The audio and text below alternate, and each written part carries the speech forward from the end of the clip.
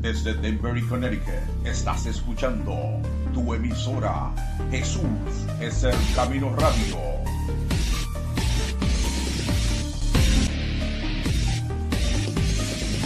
Lo mejor aún está por venir.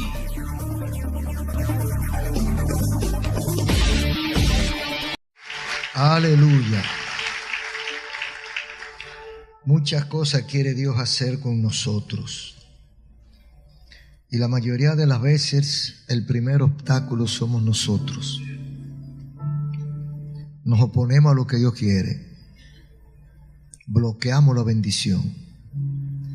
Y a pesar de eso, la misericordia de Dios sigue detrás de nosotros. Vamos a ir de pie, vamos a leer unos versículos. A mí me encanta el estudio, la investigación de la palabra de Dios, porque una cosa he descubierto y es que no hay manera de terminar. No hay manera de terminar. Todos los días usted encuentra algo nuevo, algo diferente y bueno. Decía un maestro que tuvimos hace muchos años, él escribió unos artículos, un folleto, que hablaba sobre el tema la vida de un libro vivo, refiriéndose a la Biblia. Porque la Biblia contiene el mismo versículo y la misma cita bíblica. Usted la lee 100 veces y las 100 veces es nueva. La prueba está en que tiene 2000 años. ¿Qué periódico aguanta 2000 años? Horas, los periódicos duran horas. Los libros duran algunos años, pero quedan obsoletos. Pero la Biblia no. En la Biblia hay ciencia de todos los tipos, de toda la disciplina, correcciones, orientaciones, poesía, música, y nada pasa. Todo está, los salmos, todo está nuevo. Bendito sea el Señor. Vamos a ir buscando en primer libro de Corintios, capítulo 1, versículo 26 al 28. Aleluya. Vamos a ponernos en las manos del Señor. Yo sé que Dios le va a hablar a muchos amigos y a muchos hermanos que quizás han perdido la fuerza, quizás se han confundido y no saben que Dios tiene algún propósito muy especial. Le voy a pedir su reverencia como siempre, su máxima atención para que la palabra de Dios pueda hacer efecto. Porque si estamos conversando con el que está al lado, entonces no se cumple lo que dice la Biblia, que por el oír viene la fe, porque no está oyendo. Padre, en el nombre de Jesús, estamos aquí delante de tu presencia y delante de esta audiencia. Solo tú conoces la necesidad de cada oyente, el momento por el cual está pasando, las cadenas que le atan, los pensamientos que le mortifican. Y solo tú tienes el recurso para suplir todas y cada una de nuestras necesidades. No hablamos porque estemos calificados, estamos hablando porque lo hacemos en tu nombre, porque queremos dar de lo que tú nos has dado. Permite que los corazones los reciban, que todo obstáculo sea eliminado y que cada oyente pueda entender tu voluntad sobre ellos. Toda obra maligna la deshacemos en el nombre de Jesús. Toda interrupción diabólica queda eliminada ahora por la presencia del Espíritu Santo, en el nombre de Jesús. Amén. Leemos en 1 Corintios 1, 26 al 28. Así dice la palabra del Señor. Pues mirad, hermanos, vuestra vocación, que no sois muchos sabios según la carne, ni muchos poderosos, ni muchos nobles, sino que lo necio del mundo escogió Dios para avergonzar a los sabios, y lo débil del mundo escogió Dios para avergonzar a lo fuerte, y lo vil del mundo y lo menospreciado escogió Dios, y lo que no es, para deshacer lo que es, a fin de que nadie se jacte en su presencia. Amén. Vamos a dejarlo ahí. Aleluya. Pueden acomodarse.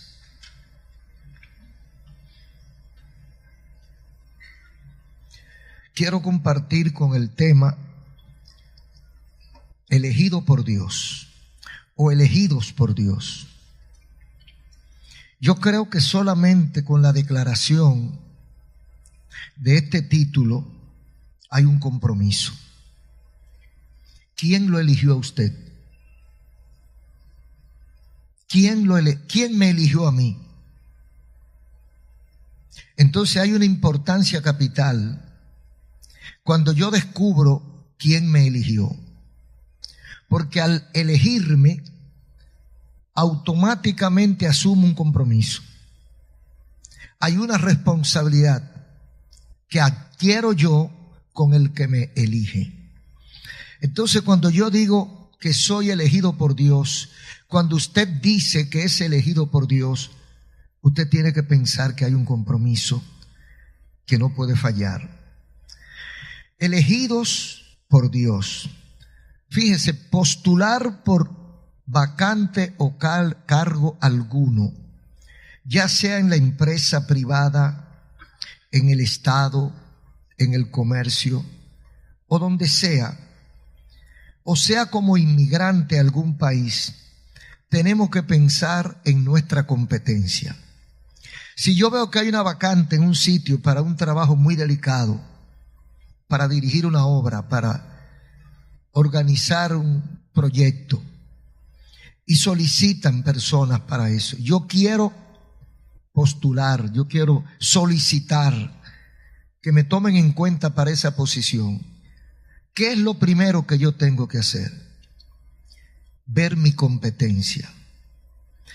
Analizar si yo estoy preparado para ese cargo. Si yo puedo asumir esa responsabilidad. Si está dentro de mi competencia lo que esa gente necesita. Entonces, si está dentro de mi competencia, entonces yo solicito el cargo a ver si lo consigo. Entonces, en ese mismo sentido, si pensamos o aspiramos a entrar al cielo, tenemos que pensar algo más. ¿Estaré yo calificado para entrar al cielo? Yo quiero ser, o yo soy candidato para ir al cielo. ¿Merezco yo estar ahí? ¿Reúno yo las condiciones mínimas para entrar al cielo? ¿Cuáles son los requisitos y qué quieren que yo haga? ¿Cuál es la competencia del que aspira a entrar al cielo? Entonces, cuando yo hago un análisis honesto, entonces yo descubro si tengo que arreglar algunas cosas, si tengo que quitar algunas cosas o colocar algunas cosas para poder aspirar como candidato al reino de los cielos.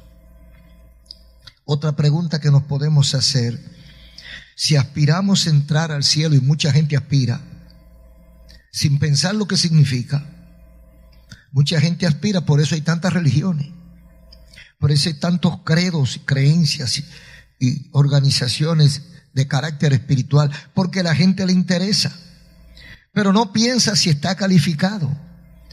Entonces viene la otra pregunta. Yo quiero entrar, yo quiero aplicar, yo quiero postular. ¿Me elegirá el Señor? ¿Reúno yo las condiciones para que Él me elige? ¿Entro yo en lo que Él quiere? Entonces esas son cosas que debemos estar claros. ¿Cuáles son los requisitos para yo aspirar a entrar al reino de los cielos? Creo que es una interesante preocupación, que mucha gente quizá la pasa por alto.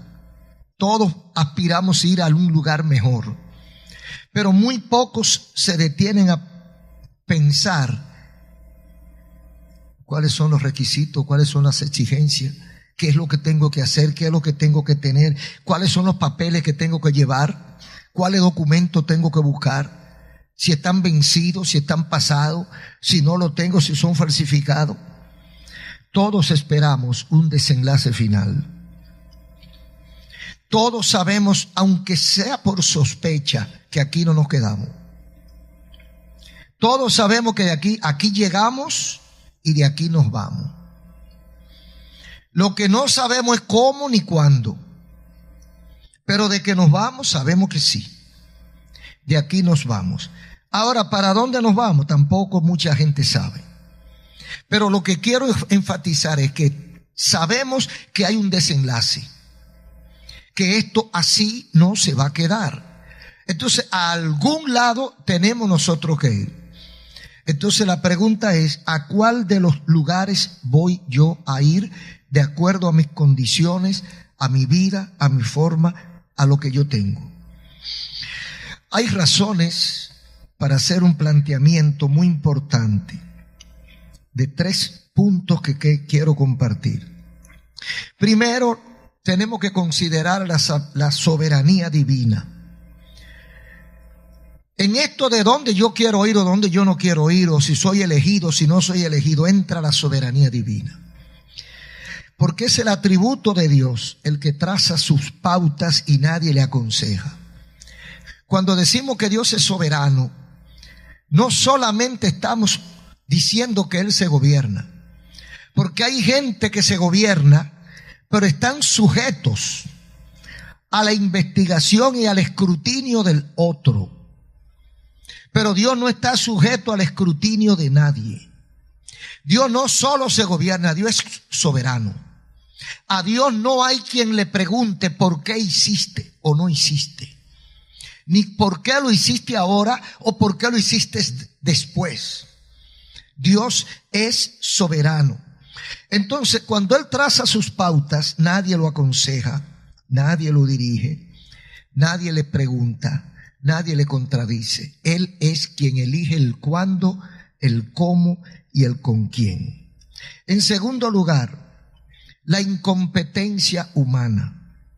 Nadie reúne las condiciones por sí mismo para ocupar una silla en el reino de los cielos. No importa lo que usted estudie, ni que tenga 50 maestrías, que tenga posgrado, que tenga doctorado, que tenga experiencia. Mire, ni siquiera por experiencia se gana una silla en el reino de los cielos. Hay gente que cree que por viejo va a entrar al cielo. Hay otros que creen que porque tengan muchos años en la iglesia. Hay otros que creen que porque papá o mamá era ministro. Porque mi mamá fue la que fundó la iglesia. Porque mi padre es el que organizó el evangelio aquí. Y yo soy hijo de él y yo tengo que entrar al cielo. Nada de eso funciona. Porque ahí no vale la competencia humana. O sea, no tenemos competencia nosotros. Además, no podemos exigir ni cambiar los designios de Dios. En el asunto de elegirnos o no elegirnos, Dios a nosotros no hay competencia humana. Hay decisiones humanas, pero no hay competencia humana. No podemos exigir, no podemos cambiar lo que Dios está haciendo. Dios hace lo que Él quiere hacer cuando Él lo quiere hacer. Hay ejemplos de que somos impotentes. Por ejemplo, ¿por qué la guitarra no suena como violín si los dos tienen cuerda? ¿Qué le parece? ¿Por qué el perro y el gato no tienen la misma agilidad? Son mamíferos, tienen 4 patas, comen carne, pero no son iguales. ¿O por qué yo soy como soy? ¿O por qué yo no soy como usted? ¿O por qué usted no es como yo? ¿Por qué el hijo no es igual que el padre? ¿Y por qué otro que no es hijo de él se parece a él? Soberanías, decisiones divinas que revelan la impotencia de nosotros. Nosotros llegamos a un mundo que estaba hecho. Nosotros no inventamos nada. Nosotros descubrimos cosas que estaban ahí cuando nacimos y no la habíamos visto. Y ahora la vimos. Todo lo que ha descubierto la ciencia simplemente lo ha descubierto.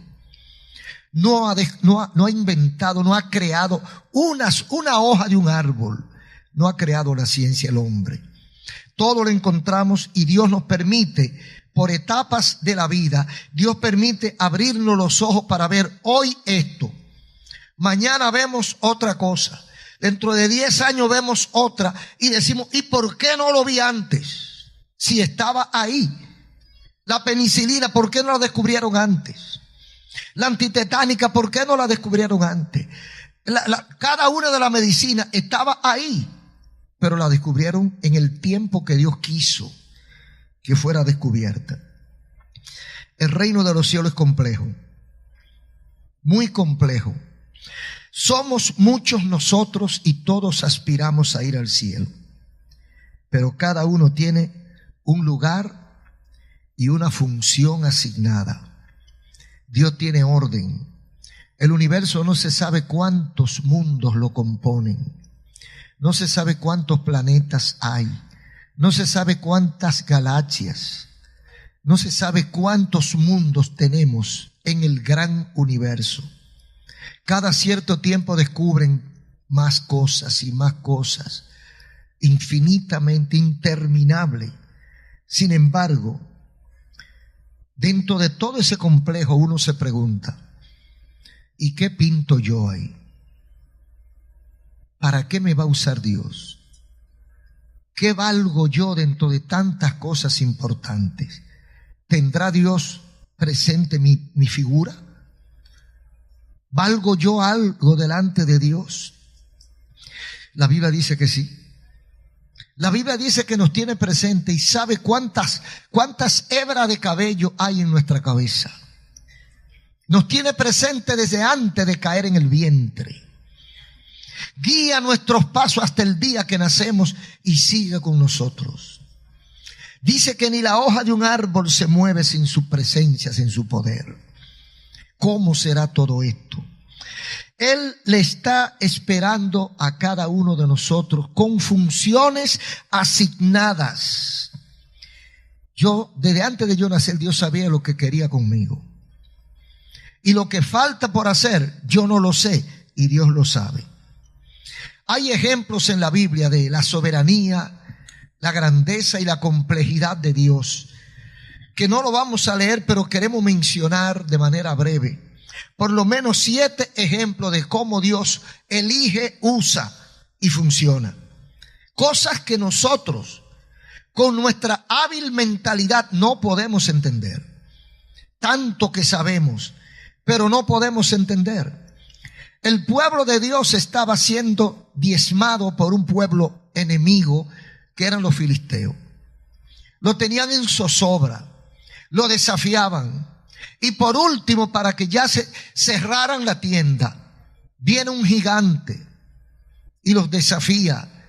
Y le dice a Saúl, el rey israelita, manda uno que pelee conmigo y lo voy a deflecar en el aire. Goliat de frente. ¿Qué hace Dios? ¿A quién elige Dios para resolver ese problema? Al último que hubiéramos elegido nosotros. Si le preguntan a Saúl, Saúl estaba buscando a quien mandar y no había encontrado. Pero Saúl estaba buscando entre los expertos, entre los hombres fornidos, entre los hombres machos, entre los hombres experimentados en la guerra, diestros, con la espada, con el arco y con la piedra.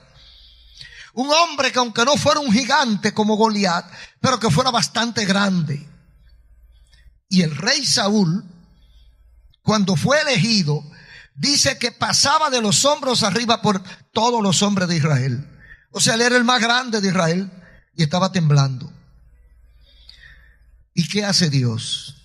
Buscar un experto tirando lanzas, buscar un grandote que supiera karate. No, Dios escoge un muchacho, un niño que lo mejor que hacía era tocar el arpa. Un casi adolescente, entre adolescente y joven, que lo único que hacía perfectamente era tocar el arpa y atender las ovejas. Y a ese lo llama Dios para enfrentar al gigante Goliat. Dios elige diferente a nosotros. Dios elige al revés a nosotros. Nosotros lo buscamos por la izquierda y Dios lo busca por la derecha. O viceversa. Lo que más lejos tenemos nosotros a veces es lo que Dios ya ha elegido. Entonces Dios escoge un niño prácticamente para vencer a un experto gigante. Y no solamente que lo eligió, sino que lo logró. Porque el niño le dio agua a beber al gigante hasta que lo mató. Otro caso es, por ejemplo, en un momento en que el pueblo de Dios también estaba acorralado, iba a ser exterminado por sus enemigos, especialmente por un hombre que se había acogido con destruir a Israel, que era Acab. Y entonces está a ley de una decisión para morir Mardoqueo. ¿Qué hace Dios para salvar a su pueblo? Elige a una reina de belleza. Esther llegó a ser reina del estado, esposa del rey. Pero ¿por qué llegó a ser esposa del rey? Porque fue reina de belleza. Esther ganó un certamen de muchísimas muchachas que la tenían en cuarentena para elegir una que iba a sustituir a la reina Basti. Esther llega ahí desde el punto de vista espiritual por la gracia de Dios, pero desde el punto de vista humano por su belleza. Cuando el rey la vio, se deslumbró. Quedó loco. Dice, es esa la que yo quiero. Y así llega Esther al reino. Ahora, ¿qué era lo que Dios buscaba? ¿Encantar al rey? No. Salvar a su pueblo. ¿A quién iba Dios a escoger para salvar a su pueblo? A una belleza, a una beldad. A una muchacha bonita. Y uno piensa, ¿y qué tiene que ver la belleza con la liberación de un pueblo? ¿Qué tiene que ver la belleza con la amenaza que pendía sobre los judíos? Pero Dios escogió una muchachita bella para libertar a su pueblo. Y así fue como Esther, según el libro de Esther narra, llega al corazón del rey y logra lo que de otra manera no hubiera sido posible. Una petición. Y ya ustedes tienen la historia porque es larga. Una petición que el rey le complaciera. Y esa petición llevaba a la libertad de su pueblo. Dios elige una reina para evitar la matanza de su pueblo. Pero en otro momento, allí en Éxodo capítulo 4, cuando el pueblo de Dios era esclavo por 400 años. Mire, en 400 años a uno se le olvida que es esclavo. Porque van 8 o 10 generaciones se habían sucedido de manera consecutiva. Nadie recordaba la libertad, porque los que entraron, que fueron libres, hacía tiempo que habían muerto. Los tatarabuelos habían muerto todos. Ellos no sabían lo que era libertad. Nosotros, República Dominicana, ¿qué tiempo tiene de independencia? 174 años. Y nadie se acuerda de que fue esclavo. Aquí todo el mundo cree que ha sido libre siempre. 174. Ellos tenían 400 de esclavitud. Por la mente, por el pensamiento judío, no existía la libertad que no fuera la esclavitud egipcia. Pero en la mente de Dios existía la promesa que había hecho a Abraham de un pueblo que le diera gloria a él. Y Dios tenía ese compromiso, pero el pueblo estaba esclavizado. Y Dios llama a un hombre que estaba en las narices del faraón. Y lo escoge como la historia ustedes la tienen ahí, Éxodo. Cómo Dios llama a Moisés para libertar a ese pueblo. Lo que quiero enfatizar es que Dios llama a un tartamudo. A un tartamudo. Y voy a ver lo que dice aquí, en Éxodo. Vamos a ver lo que dice en Éxodo. Éxodo capítulo 4, versículos 10 y 11. Entonces dijo Moisés a Jehová: ay, Señor, nunca he sido hombre de fácil palabra, ni antes ni desde que tú hablas a tu siervo, porque soy tardo en el hablar y torpe de lengua. Y Jehová les respondió: ¿quién dio la boca al hombre? ¿Quién hizo al mudo y al sordo, al que ve y al ciego? ¿No soy yo Jehová? Aleluya. ¿No soy yo Jehová?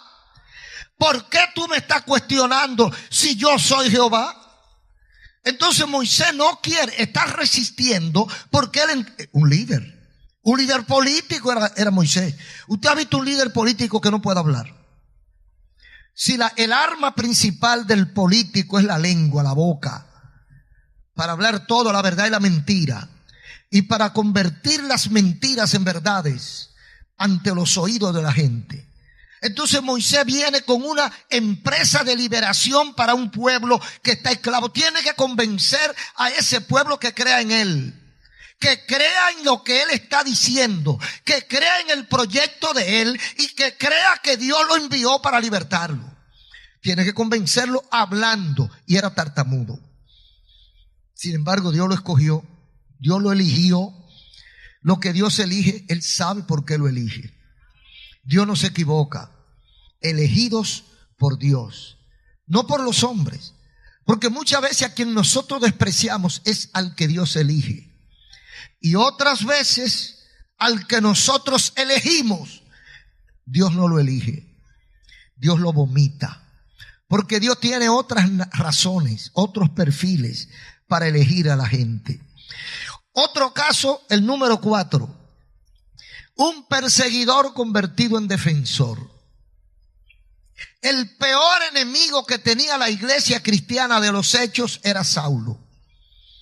Era malo, era conocido, estaba respaldado, tenía saña contra los cristianos, sabía lo que estaba haciendo porque fue criado a los pies de un teólogo, era judío, ciudadano romano, reunía todas las condiciones para ser el peor aguijón de su pueblo.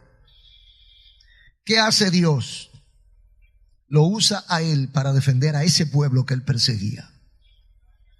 Y él mismo lo dijo después. Que él dice que la gente decía: quien antes nos perseguía, ahora predica las verdades que en otro tiempo combatía. Entonces Dios lo convierte de perseguidor en defensor del evangelio. Y en la Biblia tenemos 14 libros que escribió en defensa del evangelio, clarificando el evangelio, potabilizando el evangelio, haciéndolo asequible a nosotros. La 14 epístola paulina, de perseguidor a defensor. El quinto caso, usted se imagina lo que es un tosco pescador convertido en elocuente predicador. El más escaso de inteligencia, el de menor educación y preparación intelectual de todos los discípulos, era Pedro. Pedro lo único que sabía era pescar. Y como los peces no hablan, él no tenía que conversar con ellos. Pedro era tosco, áspero, no sabía hablar con la gente, no tenía discurso, no conocía nada. Sin embargo, ¿qué hace Dios con él? Lo elige como el predicador del primer mensaje de la primera iglesia. El día de Pentecostés, Jerusalén volviéndose loca con los locos. Más de 100 personas brincando, saltando, hablando en lengua.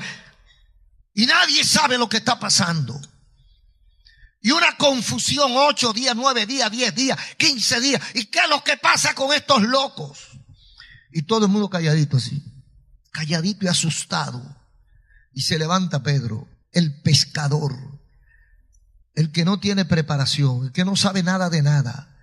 Y dice: varones galileos, esto que ustedes están mirando, aleluya, esta gente que están hablando aquí no están borrachos ni están locos como ustedes piensan. Esto es lo que fue dicho por el profeta Joel, que en los postreros días los jóvenes danzarán, los viejos soñarán sueños y se derramará el Espíritu Santo. Eso es todo. Y comenzó por ahí. Y dio su tremendo mensaje, el tosco pescador. Y cuando termina ese mensaje hace un llamado. Y dice la Biblia que como 3,000 personas reconocieron a Jesucristo como Salvador. Si hubiera Pedro sido un intelectual, dicen que era su capacidad. Si hubiera sido un diestro orador, dicen que fue su elocuencia. Pero nada de eso pudo haber sido. Solo el poder de Dios lo hizo. El número 6. Una prostituta convertida en evangelista. La peor prostituta de Samaria. Se cree que todos los hombres la conocían. Los hombres de la calle. Eran amigos de ella. Tenía buenas relaciones con los hombres, no con las mujeres. Con los hombres de Samaria. Ella era muy amiga de todos. Y esa prostituta va a buscar agua y se encuentra con la sorpresa de su vida. Se encuentra un caballero bien circunspecto, bien estricto, bien acotejado, sentado en el muro por donde corre el agua, donde está el pozo. A la hora que ella va a buscar el agua, se supone que no hay gente en esa zona. Y ella encuentra a este hombre solo y cuando lo ve dice, oye, pero es un rabino. Es judío. ¿Y qué busca un judío en territorio samaritano? Si nosotros no nos tratamos. Pensaría ella de lejos, ¿verdad? Un judío sentado, un rabino, maestro. Y va con cuidado. Pero como era un hombre, y ella tenía facilidad para llegarle a los hombres. Usted sabe que hay muchas mujeres así, que tienen una facilidad para llegarle a los hombres. Con las demás mujeres son, mira, araña cacata. Pero con un hombre ellas se acercan fácil. Y ella, como ese era su trabajo, conquistar hombres. Y es bueno, es judío, es rabino, pero es un hombre. Así que vamos a ver lo que conseguimos. Y antes que ella hablara, el hombre le habló. Dame agua. Aleluya. Oh, gloria a Dios. Las cosas que hace Dios no caben en la cabeza de nosotros. ¿Por qué Dios no eligió otro tipo de gente? Una prostituta va donde está Jesús. O sea que para Dios todo el mundo vale. Para la sociedad es que mucha gente no vale. Pero para Dios todos valemos. Entonces esta mujer va a resolver un problema de agua, un problema vital, y se encuentra con Jesús. Y ya ustedes saben la historia. Jesús conversa con ella conversa con Jesús. Ella cree en lo que Cristo le está diciendo después de mucha lucha. Entonces se va al pueblo. Y allá en el pueblo ella dice lo que le pasó. Y viene el chorro de hombres detrás de ella. Es porque los hombres estaban acostumbrados a seguirla. Y donde ella decía, ellos iban tranquilos, sin discusión. Vengan a ver lo que yo encontré. Me ha dicho mi vida alguien. Y ellos se van detrás de ella. Y van y se quedan ensimismados, atolondrados, atónitos, perplejos, oyendo a Jesús. Y luego ellos testificaron diciendo, ya no creemos por lo que tú dijiste. Ahora creemos por lo que hemos visto y oído. Aleluya. Porque eso es el evangelio. El evangelio no es fanfarria. El evangelio es testimonio, conducta, hecho, práctica. Eso es el evangelio. Entonces esta prostituta se convierte en la primera evangelista. Hay gente que no cree en el ministerio de la mujer. Los respetamos. Pero esta mujer Cristo la usó. La usó para convertir un pueblo. Y esta prostituta fue la primera evangelista de su nación. Y hay otro caso en la Biblia que no quiero dejar pasar. Está en Génesis. Y es el caso de un preso convertido en ministro, en primer ministro. O ministro de economía y primer ministro. El caso de José. Hay una hambruna, se avecina una hambruna. Iban a morir miles o millones de personas de hambre. Y alguien Dios le da una visión al rey y no hay quien le resuelva el problema al rey. Y sacan a este preso que se llamaba José, que era el único que tenía la revelación del caso. Y viene de la cárcel al palacio. Y en el palacio le descifra el problema al rey y le da las recomendaciones pertinentes. Y lo convierten en ministro de Economía y Finanza. Y gobierno de Faraón para abajo él. Se llamaba José. Un preso como primer ministro. Lo eligió Dios. No fue el Faraón. Fue Dios quien lo eligió. Porque Dios fue quien le dio el sueño al rey. Y Dios fue quien le dio la capacidad a José para revelar el sueño. Son cosas que ninguno de nosotros la hubiera hecho. Escoger a José para interpretar el sueño. Mandar a una prostituta a predicar el evangelio. Mandar a un tosco pescador a predicar el primer mensaje. Oye, ¿qué iba a decir la gente? Son unos brutos todos, analfabetos. Oye, ¿a quién ponen a predicar? Mire, cuando la gente de esas iglesias de brillo, cuando van a hacer su inauguración de sus grandes catedrales, eso es un sedazo para escoger el predicador. Tiene que ser un hombre que tenga aunque sea 18 títulos de filosofía, filología, gramática, y toda la cosa. Abogado, periodista, que sepa de todo mucho para ponerlo. Y lo eligen entre un grupo. A ver si reúne las condiciones para dar el primer mensaje, el primer sermón. Y el Señor escoge al más, bueno, bruto no, porque brutos son los animales, pero al menos entendido de todos los discípulos, a ese escoge Dios para usarlo en este trabajo tan delicado. Entonces, todas estas cosas nos ponen a pensar, ¿a quién elige Dios? Dice Pablo dice que Dios elige lo necio, Dios elige lo débil y Dios elige lo vil. Esas son las tres cosas que Dios eligió según el apóstol Pablo. Fíjense cómo dice el versículo 26. Mirad pues, hermanos, vuestra vocación, que no sois muchos sabios, o sea, nosotros no somos muchos sabios, según la carne, ni muchos poderosos, ni muchos nobles. O sea, dentro de nosotros no es una condición sine qua non, no es una condición imprescindible ser intelectual o ser gran docto para ocupar sitio de primacía. No es que se desprecie, no es que se rechace, es que no es lo principal. Porque el trabajo no es intelectual, ni es material, ni es humano, sino es espiritual. Entonces en el área espiritual es que hay que buscar los trofeos. Entonces dice, nosotros no somos muchos sabios, no somos grandes poderosos, ni somos nobles. No somos nobles. Hay gente que se precia de ser noble, de ser de la clase alta, de la clase distinguida, de la sangre azul, del apellido sonoro. No, yo soy apellido tal. ¿Y qué tienes tú que yo no tenga? Cuando le cae un perro atrás, vamos a ver cuál es que. Pero esas son divisiones que tenemos la gente. Dividimos la gente por clase, por castas, como hacían antes en la India, y dividimos la gente de diferentes formas. Entonces, pero en la Biblia no.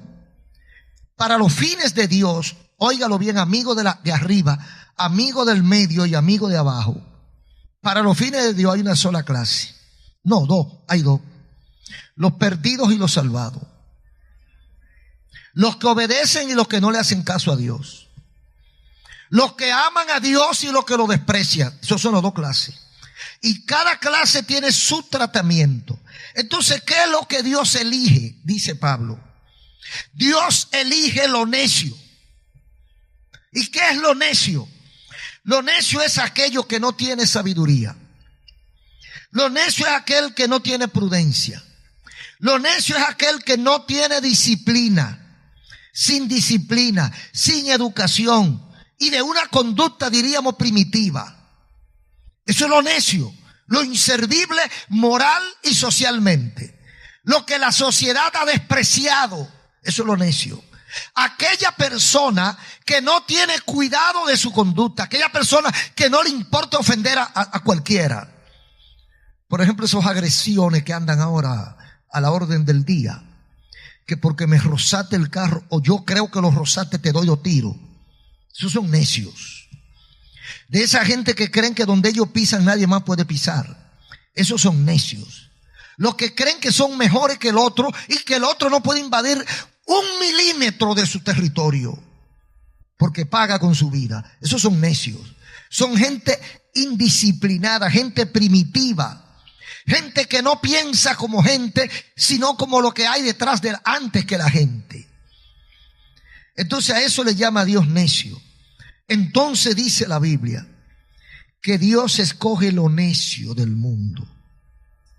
¿Cómo es posible que Dios escoja lo necio? Dios escoge lo necio del mundo para avergonzar a los sabios. ¿Por qué lo hace? Porque Dios escoge muchas veces, no dice que lo escoge siempre, sino que también escoge necios. Dios escoge lo necio, también escoge sabios, porque Pablo no era necio, Pablo era sabio y Dios lo escogió. Entonces Dios escoge lo necio del mundo para avergonzar a ciertos sabios. Sabios que no son sabios. Porque una cosa es lo que la gente diga que es sabio y otra cosa es lo que sea ser sabio. Yo siempre me acuerdo del muchacho aquel de Grecia, de uno de los padres de la filosofía llamado Sócrates.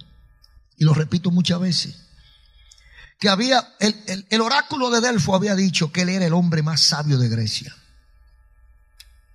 Definitivamente el hombre más sabio de Grecia es Sócrates.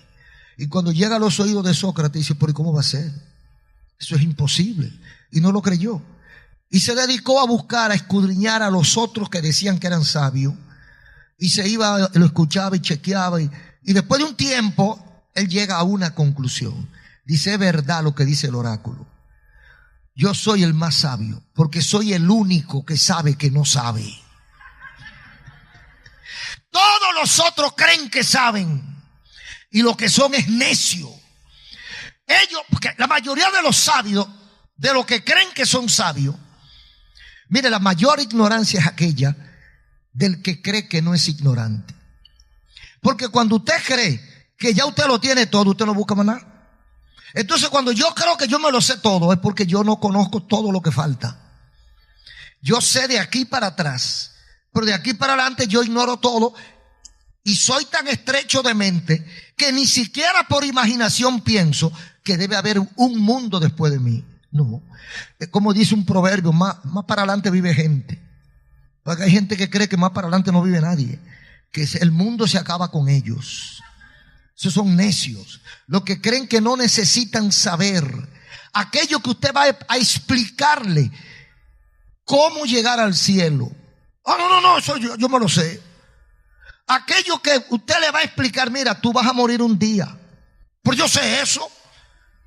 Mira, ten cuidado, no camines de noche. No te juntes con cierto tipo de amiguitos y amiguitas que tú tienes. No, rechazan todo consejo porque ellos se lo saben todo. Esos son los que están al borde del precipicio.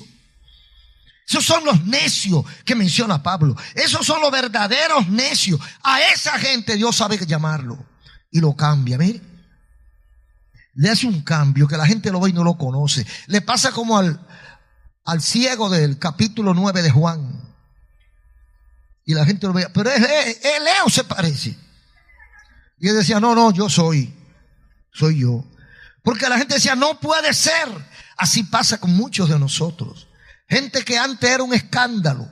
Gente que antes era un espectáculo público. Hombres que antes eran un abusadores con las esposas o con los hijos. Y ahora usted lo ve totalmente el lado contrario. Y la gente se pregunta, ¿y qué pasó? ¿Es él o no es él? Es que el Señor, ese necio, lo convirtió en sabio. Antes creía él, cuando era necio, él creía que tenía que tomar licor todos los fines de semana. Cuando era necio, él creía que no podía rechazar ninguna invitación a un viaje, a una parranda. Cuando era necio, él creía que todas las mujeres eran de él. Ahora, cuando es sabio, él tiene controles. Él sabe que la vida tiene límites y que hay cosas que convienen y cosas que no convienen. El necio no entiende eso. Yo no sé cuántos necios me estarán escuchando. Porque el necio es el que cree que el ron lo hicieron para él, que la fábrica de cerveza es para él, que los cigarrillos son para él y la droga también. No, esos son necios que van a tener tremendos obstáculos en la vida. Pero cuando esos necios vienen y se convierten en sabios, entonces el mundo cambia. Entonces los necios Dios lo escoge para avergonzar. Porque es posible que una persona muy estricta, muy riguroso, muy educado, que antes se hallaba aquel fulano al menos, ahora lo vea que ese fulano viene con una Biblia, con un traje. Nunca lo había visto con traje, siempre era con camisita manga corta o con poloché y jean. Y ahora lo veo que viene con corbata, saco. Y el sabio de antes ve al necio de antes y se quiere burlar de él. Dice, ¿qué le dio a este? Pero el necio de antes viene a decirle al sabio de antes: la mujer que tú tienes no es tuya. Tienes que abandonarla y quedarte con la tuya. Y el sabio dice, oh, ¿y qué le pasó a este? Volvió loco. No, es que lo cambiaron. Ahora el necio eres tú y el sabio es él. El que antes era necio, ahora es el sabio.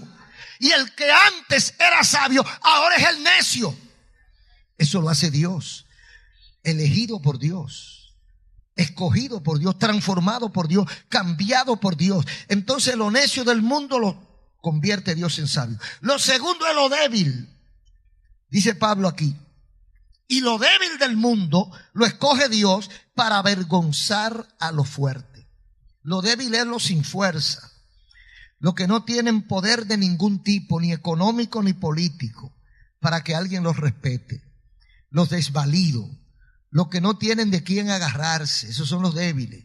Los que no tienen una fortuna para comprar a la justicia, los que no tienen una cuña en X lugares para que la policía no lo tome preso. Esos son los débiles, los que no tienen cuñas, los que no tienen palanca, los que no tienen a qué acogerse, los que están desamparados en la vida. Esos son los débiles. Muchas de ellos son las mujeres viudas, los muchachos huérfanos, son los débiles. Entonces dice Pablo que a los débiles, los sin fuerza, los sin poder de ningún tipo, a esos débiles escoge Dios. ¿Para qué? ¿Para qué escoge Dios esos débiles? Para avergonzar a los fuertes. En Cristo nosotros hacemos cosas que antes los fuertes no podían hacerlas.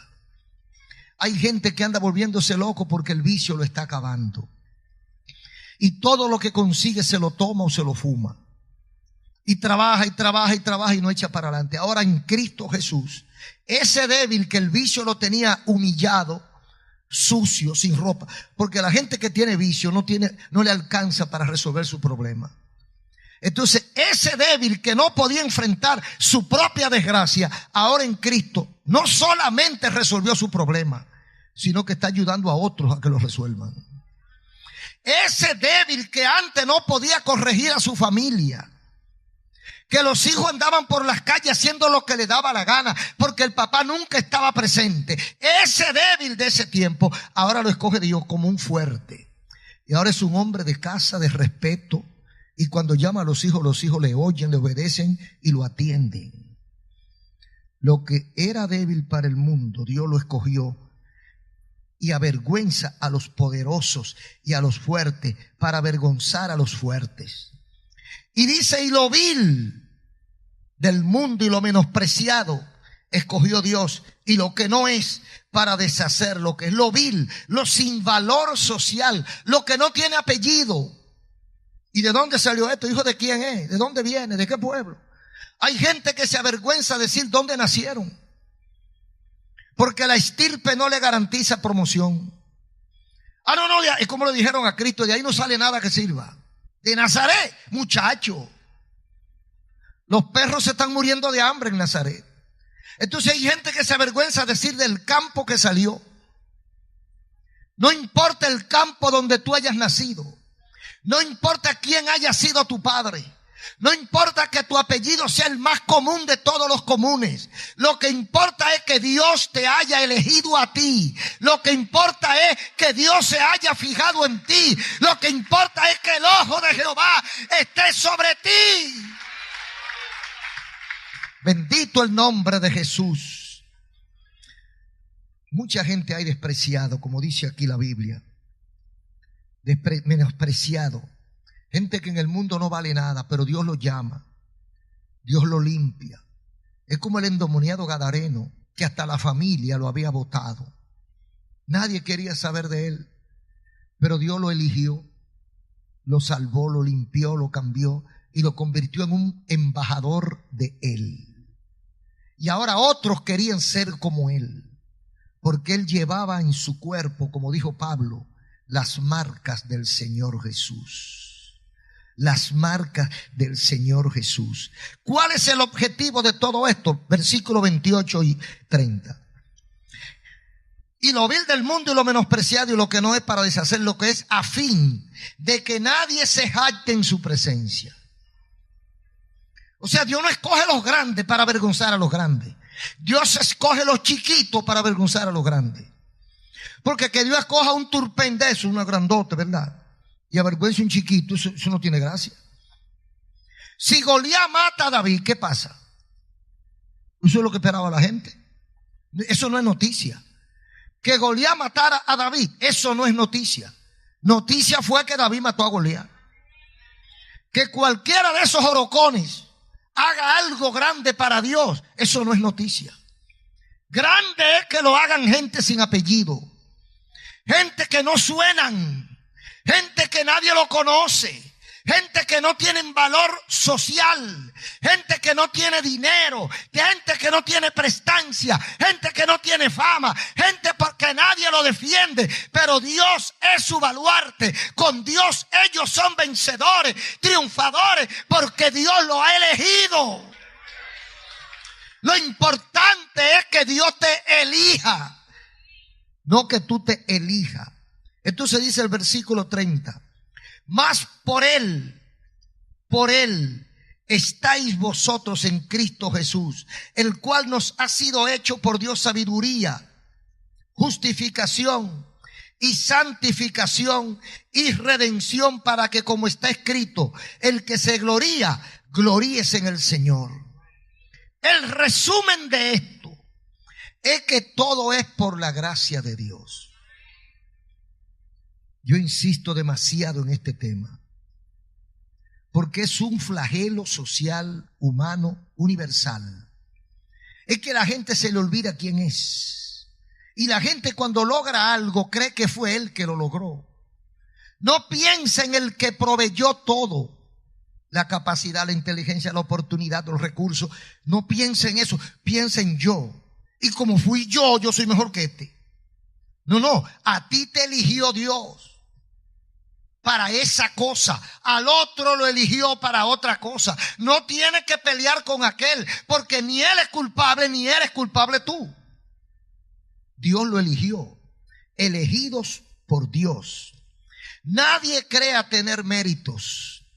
El secreto es la gracia de Dios, que todos podemos alcanzarla. Nadie puede decir está vedada para mí, está imposibilitado que yo llegue a ser un cristiano. No, todo el que quiera puede. Único requisito es nuestra disposición a servirle. Aunque hayamos sido rechazados, podemos optar y Dios nos recibirá. Con razón dijo Cristo, no he venido a buscar justo, he venido a buscar y a salvar lo que se había perdido. Y dice Juan 3:16, porque de tal manera amó Dios al mundo. O sea que el objetivo de Dios no es una o dos personas, es el mundo. El objetivo de Dios es el mundo, porque Cristo vino a morir no por Juan ni Pedro, sino por el mundo, para que ese mundo tenga la opción, la posibilidad de entregarse a Él. Dentro de ese mundo hay gente que acepta y gente que rechaza. ¿Por qué? Porque Dios le suministró lo que se llama libre albedrío, que es una libertad condicionada. Una libertad condicionada a yo elegir lo que yo quiero, pero después de ahí manda el otro. Porque la gente cree que es libre. La gente es libre condicionalmente. Yo puedo salir de aquí, meterme en una discoteca y hacer lo que me dé la gana. Dios no me va a impedir eso. Yo hago con mi vida lo que yo quiero. Dios me deja hacer todo lo que yo quiero. Ahora, después de que yo haga lo que yo quiero, ahí viene otro capítulo. Entonces ahí viene una consecuencia. Ahí yo no tengo incumbencia. Esa consecuencia está escrita, está establecida. Si yo entro por ahí, caigo ahí. Si entro por aquí, caigo ahí. No pataleé porque no hay cambio. Entonces el cambio está aquí. Mientras estamos en este espacio, tenemos libertad para hacer lo que nosotros querramos. Buscar a Dios o no buscarlo. Amar a Dios o rechazarlo. Yo puedo hacer lo que yo quiera. Ahora, al terminar mi tiempo aquí, el que manda no soy yo, manda el otro. Entonces el otro va a funcionar de acuerdo a los códigos que yo establecí aquí. Si yo me porté mal, lo que me llega, lo que me viene no es bueno. Y si yo hice lo correcto, lo que me viene es bueno. Esa es la delicadeza de este tiempo, que tenemos la oportunidad de hacer, de encaminar, de conducir nuestra vida a donde nosotros querramos. Pero mucha gente no lo sabe y por eso se predica el evangelio. Para que el que no lo sepa, lo aprenda. Para que el que lo sabía y se le olvidó, despierte. Elegido por Dios. Para poder entrar al cielo es obligatorio ser elegido por Dios. No por más nadie. Y para Dios elegirnos hay condiciones. Y si no somos elegidos, no hay entrada al reino de los cielos. Que Dios elige a los blancos, a los negros, a los altos, a los bajitos, a los ricos, a los pobres. No, nada de eso. Dios elige al que le ama, al que le busca. Dice la Biblia, al que me busca me encuentra. El que busca a Dios, no importa en qué posilga esté, no importa en qué zafacón que esté tocando fondo, si ahí llamas a Dios, Dios te oirá. Más hondo que lo que está bajo nada no pueden estar. En el fondo del mar, en el estómago de un pez. Y dice, de allí clamé a Jehová. Aleluya. Del fondo del océano clamé a Jehová y Él escuchó mi oración. No importa dónde estés ubicado, no importa dónde te haya llevado la circunstancia, si ahora en este instante despierta tu conciencia y clamas a Dios, te garantizo que Dios te oirá. Dios te va a escuchar y Dios te va a levantar, Dios te va a elegir, Dios va a romper la cadena que te vincula y te ata. Dios te hará un hombre o una mujer libre y serás un elegido por Dios. Gracias al Señor, porque su misericordia no se ha agotado. Dios es el mismo ayer, hoy y siempre. Un aplauso al Señor.